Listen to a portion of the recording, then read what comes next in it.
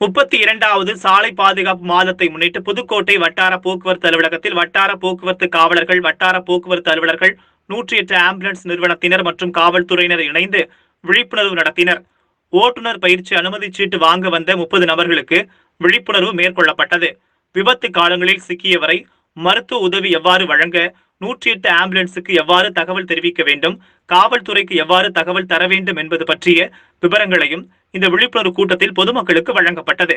வட்டார போக்குவரத்து ஆய்வாளர் கருப்பசாமி, நகர உட்கோட்ட டிஎஸ்பி செந்தில்குமார், டவுன் காவல் நிலைய ஆய்வாளர் குருநாதன், 108 ஆம்புலன்ஸ் அதிகாரிகள் ஆகியோர் இணைந்து பொதுமக்களுக்கு விழிப்புணர்வு பிரச்சாரம் நடத்தினர். தண்ணியை கூட ஊற்றலாம். இப்போ உள்ள அட்வான்டேஜில் தண்ணி கூட ஊற்றலான்னு சொல்லிட்டாங்க.